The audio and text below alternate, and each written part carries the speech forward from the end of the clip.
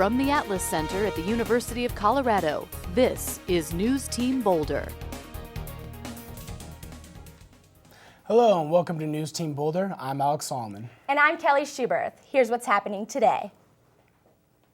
The University of Colorado Regents have decided to increase in-state tuition by 9% and by 5% for out-of-state tuition. Many students and families are already hard-pressed with the money for the current economy. Even CU is looking to cut budget where they can, but students will still feel the effects of CU's large debt on their wallet. We talked to a few students about the tuition hikes.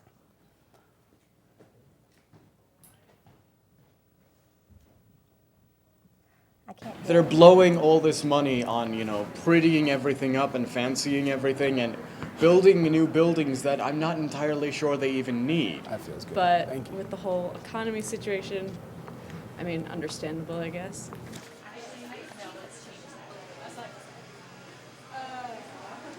CU Boulder state funding is down 60% in the last 10 years, and as Colorado ranks dead last in the country for higher ed funding.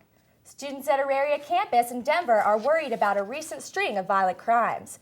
Channel 7's Jacqueline Allen reports on how faculty and students are coping. Students are being reminded about emergency phones and basic safety tips like walking in groups. The processes that led to life on Earth is an unsolved puzzle, but the labs here at CU's biology department are starting to find the pieces, and they're really small. News Team's Ellie Collins explains. The work performed by Yaris and his team of students is described in a paper recently published in the Proceedings of the National Academy of Science.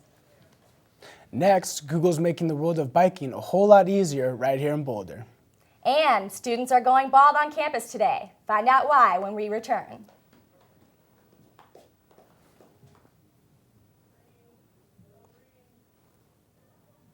The continuing speculation of CU leaving the Big 12 Conference and jumping to the Pac-10 gets louder by the day. But News Team's Baker Machado tells us what would have to happen for the Buffs to leave. The Pac-10 says their new members wouldn't join the conference until 2012, and the Buffs have to give a 2-year notice to the Big 12 Conference before leaving.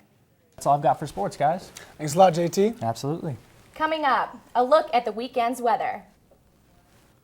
If you're heading up to Steamboat for the ski championships this weekend, make sure you have your sunscreen.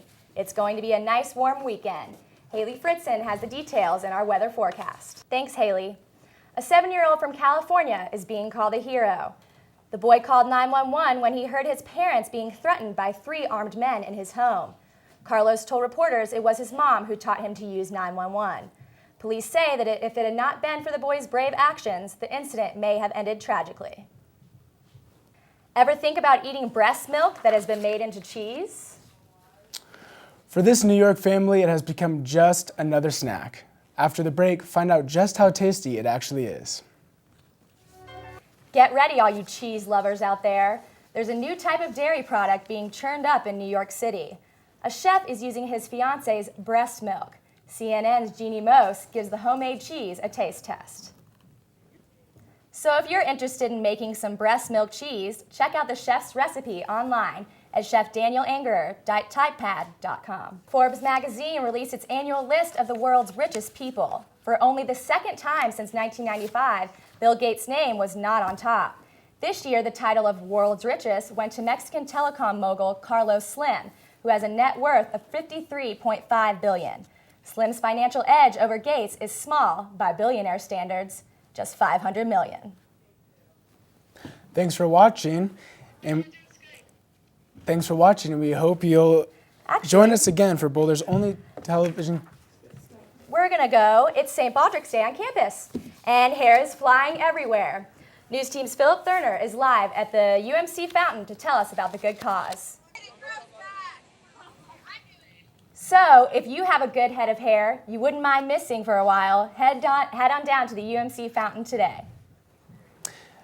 And you might not believe it from my head of hair, but I actually participated in St. Patrick's a couple years ago. Well, I talked to Phil this morning, and he told me he was not going to shave his head, so we're pretty lucky that he can still donate without having to do that. Thanks for watching, and we'll hope you join us again for Boulder's only television newscast.